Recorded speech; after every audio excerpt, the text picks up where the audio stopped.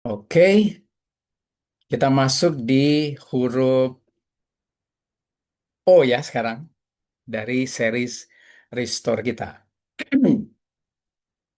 Dalam kehidupan modern, banyak orang merasa lelah itu tidak selalu karena pekerjaan, tapi karena terputus dari koneksi. Judul kita, Open Your Heart for Connection. Kita hidup berdampingan, bekerja bersama, mungkin satu kantor, satu departemen, bahkan beribadah bersama satu gereja, satu komunitas, tapi hati kita tertutup satu dengan yang lain.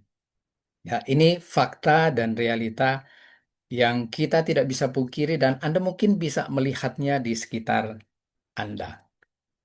Tapi eh, Yesus pernah bilang di Yohanes 13 ayat 35, dalam hal inilah semua orang akan mengetahui bahwa kamu adalah muridku, yaitu jikalau kamu saling mengasihi.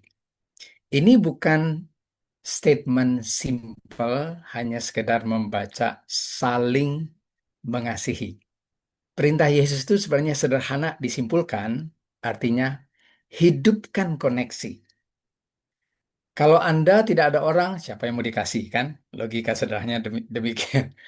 Eh, jadi perintah Yesus saat dia bilang saling mengasihi itu untuk pemahaman saya pribadi dan pada prinsipnya dalam konteks kekristenan itu adalah koneksi. Karena harus ada target di mana Anda mengekspresikan Anda punya kasih. Seringkali kita itu menyembunyikan luka, lalu menciptakan tembok, kemudian menghindari keintiman relasi. Alasannya apa? Karena kita mungkin takut dilukai atau takut terluka lagi. Jadi, sesederhana itu, saya ingin pagi ini kita belajar membuka hati kita kembali dengan cara yang secure, bijaksana, dan tentunya harusnya intinya saat kita melakukan ini, kita memuliakan Allah. Bukan cuma untuk benefit diri, karena kita sedang melakukan apa yang Tuhan perintahkan. Dalam konteks neuroscience, kenapa koneksi ini penting? Ya, otak itu didesain untuk koneksi. Kalau Anda cek di internet, periksa di YouTube, cari tentang bagaimana neural connection itu terbentuk. Ya, saat Anda mulai berpikir sinapsisnya itu terhubung. Meskipun memang dicoba diteliti mau melihat koneksinya itu sepertinya nggak ada yang terhubung. Jadi ada semacam chemical yang memberikan firing connection. Jadi terhubung antara satu dengan lain meskipun kelihatannya tidak menyentuh sinapses lah kita bilang. Tapi sudah begitu cara kerja otak. Jadi setiap kali kita memikirkan sesuatu, satu, dua, tiga hal-hal yang baru, langsung terbentuk koneksi di dalam pikiran kita. Nah, Caroline Leaf bilang, eh, love and connection itu the most basic wiring of the brain. Kasih dan koneksi hubungan itu adalah apa namanya wiring jaringan basic daripada otak. Tapi isolasi menutup diri itu justru merusak pikiran. Ini saintis yang bilang ya, Dr. Caroline Leaf.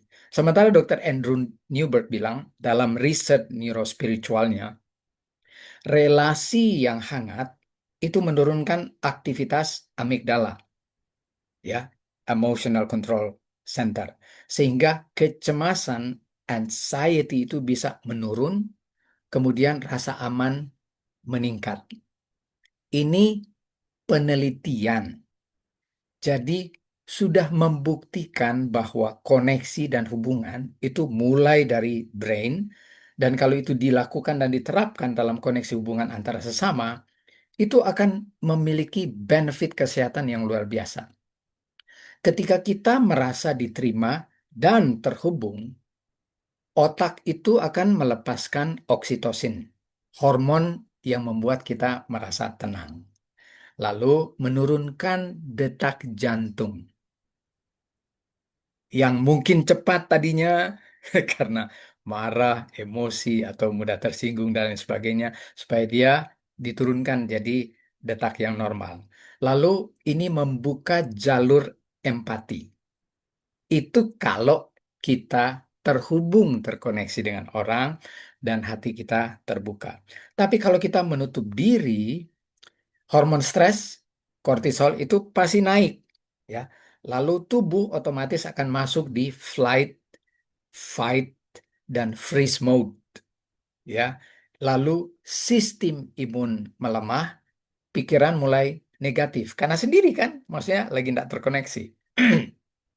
Jadi kesimpulannya, koneksi itu bukan hanya kebutuhan emosional, tapi ini kebutuhan biologis, spiritual, dan neurologis. Jadi harus buat koneksi. Jangan hidup sendiri-sendiri. Ingat ya, kita bilang manusia itu tidak baik kalau hidup sendiri. Harus terkoneksi. Oke. Jadi kita paham sekarang bahwa koneksi dan hubungan itu memang direncanakan oleh Tuhan supaya itu akan memberikan manfaat biologis, spiritual, rohani, dan juga neurologis untuk kita. Oke, sekarang kenapa kadang-kadang kita tertutup? Ada emotional dan spiritual blockers. Saya paham nih, banyak klien saya yang begini, baik di sini maupun di Manila. Yang pertama, luka hubungan masa lalu.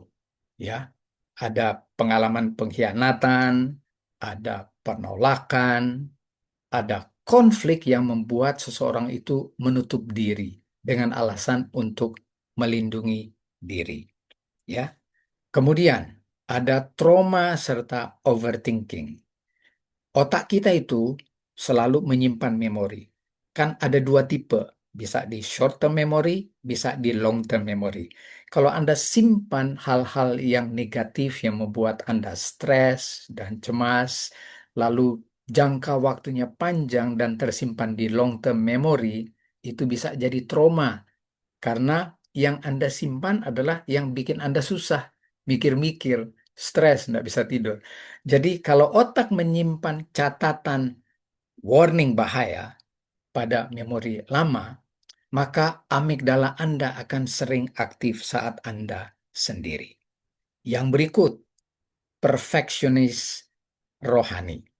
Ada orang takut membuka diri atau terbuka kepada siapa saja karena mereka pikir harus menjaga mereka punya kekuatan spiritual, tidak mau eh, apa namanya terpengaruh dengan lingkungan yang buruk. Alasannya bagus, tapi dia jadi tidak terkoneksi kan, atau mungkin jadi tidak terbiasa nanti kalau kalau resiliensinya tidak dibentuk dan dibangun sehingga dia bisa fleksibel kalau ada apa namanya ada ancaman, dia bisa memutuskan untuk menolak pengaruh tersebut, tapi bukan berarti tidak terhubung, supaya dia terbiasa melihat, menganalisa, dan mengobservasi pengaruh yang buruk. Tapi kalau diam terus, menutup diri terus, pikirnya supaya rohaninya terbangun dan kuat kalau sendiri. Itu lain cerita, ya.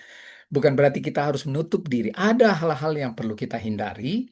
Tentunya jika kita merasa belum cukup kuat untuk tidak terpengaruh.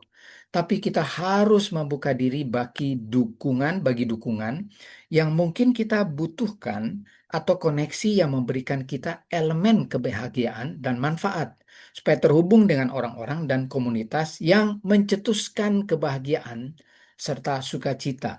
Lalu belajar membekali diri untuk memberi dampak yang positif bagi mereka yang membutuhkan. Siapa tahu ada orang juga yang kesepian. Jadi kita bisa connect, ya. Kalau kita juga menutup diri, kasihan itu orang-orang yang mungkin Tuhan rencanakan untuk terkoneksi dengan Anda supaya mereka termotivasi, ya. Jadi ya ini harusnya kita pertimbangkan. Yang berikut, yang terakhir, kesibukan dan dunia digital. Ya, ini data global dari Pew Research. Manusia paling terhubung secara digital, tapi paling kesepian secara emosional. Terkadang tidak selalulah hati yang tertutup bukan karena tidak mau, tapi mungkin karena ada ketakutan, luka lama, atau kelelahan. Bisa jadi ini adalah emotional dan spiritual blockers Anda dan saya. Jadi bisa saja berbeda yang Anda temukan. Tapi paling tidak itu alasan yang ditemukan kenapa kita menutup diri.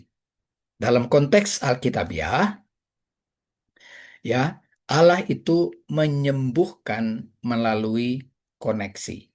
Anda perhatikan secara ringkas lah ini. Adam butuh penolong yang sepadan. Memang manusia dirancang untuk relasi. Roh Kudus itu dianugerahkan kepada komunitas di Kisah pasal 2, bukan individu dan terisolasi. Lalu kita diajarkan untuk saling menanggung beban, bertolong-tolongan. Ya, Anda bisa lihat itu Galatia pasal 6 ayat 2. Yesus membentuk kelompok kecil untuk membuat koneksi meskipun jumlahnya tidak terlalu besar. Paling tidak sebagai model support system. Ya, Anda perhatikan, Ellen White di Ministry of Healing 360 bilang, hubungan manusia dengan manusia itu merupakan sarana yang dipakai Tuhan untuk mengekspresikan kasihnya, menyatakan kasihnya. Anda ingat enggak? Nokia punya semboyan dulu, Connecting People, dari tahun 92 yang lalu. Sebelum teknologi digital menjadi besar, Nokia pakai slogan ini.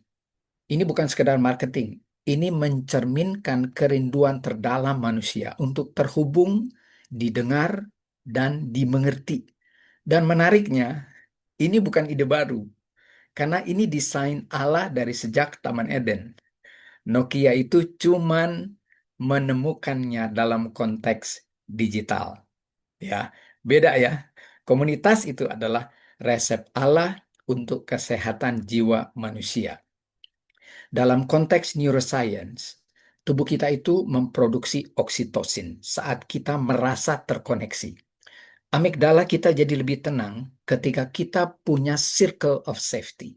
Lalu prefrontal cortex kita bekerja lebih baik ketika ada relational warmth, kehangatan hubungan. Dengan kata lain, Tuhan menciptakan otak manusia untuk hidup terhubung, bukan terisolasi. Ya, Nokia menemukannya dengan cara teknologi, Allah sudah mendesain konsep utamanya. Jadi membuka hati kepada orang lain adalah cara kita membuka ruang justru bagi Allah untuk bekerja, menciptakan koneksi itu. Anda pasti tahu kan Facebook yang creating digital social connection dari tahun 2004 sampai sekarang. Jadi Facebook itu lahir 2004. Mark itu membangun platform untuk menghubungkan miliar manusia. Dalam kurun waktu 20 tahun lebih, orang bisa menemukan sahabat lama. Saya sampai punya 3 akun ini. Jadi teman SD ketemu, teman TK ketemu, SMP, SMA, sampai di kampus, universitas. Bahkan waktu saya ambil S2 dan sertifikasi S3-nya, tambah lagi teman baru.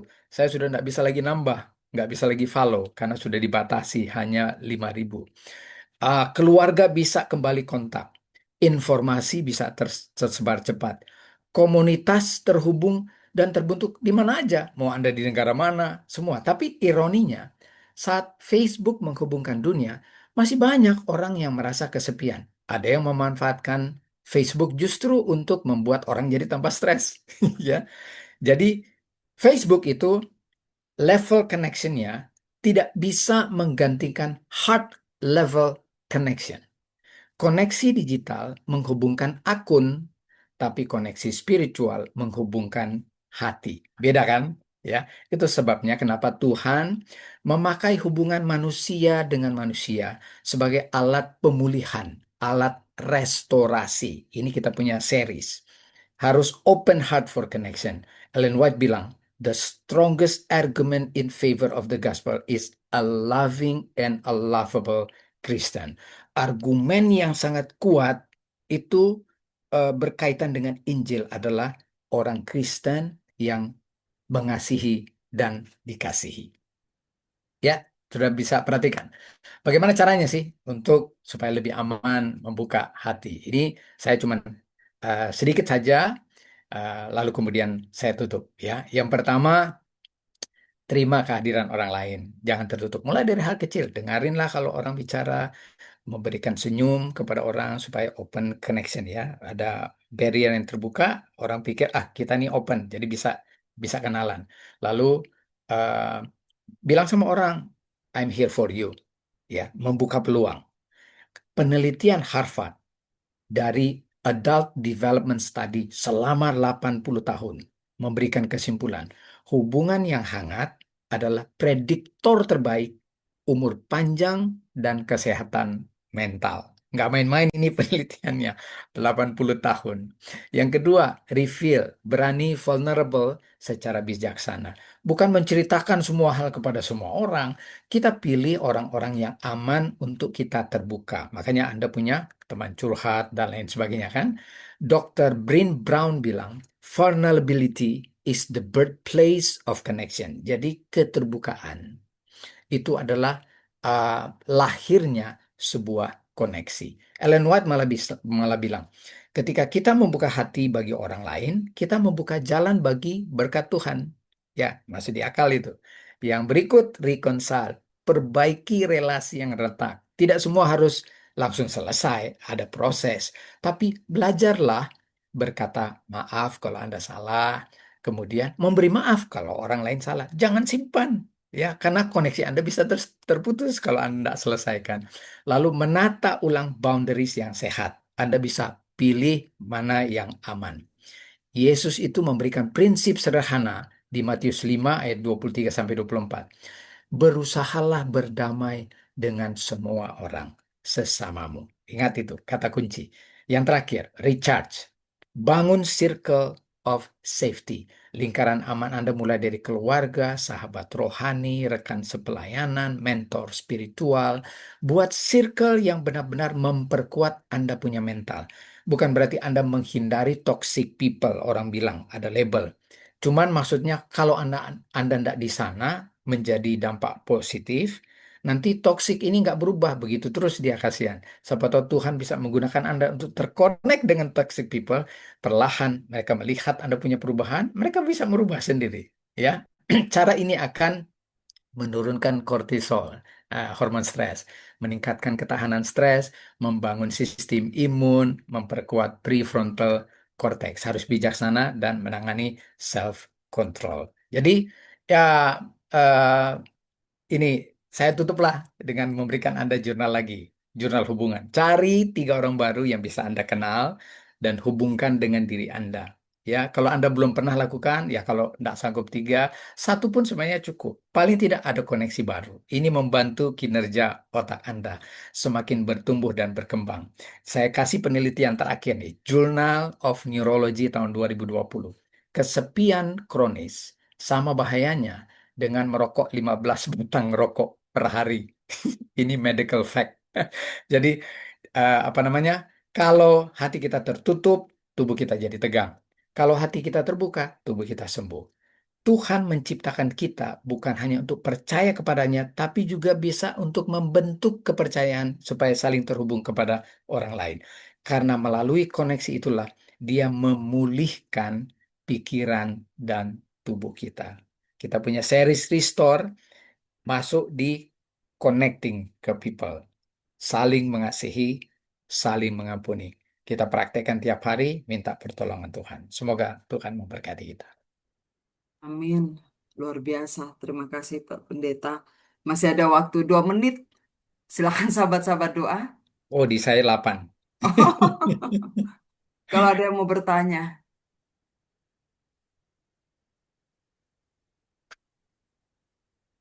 Waktu kita sempit, tapi silahkan kalau ada yang mau bertanya.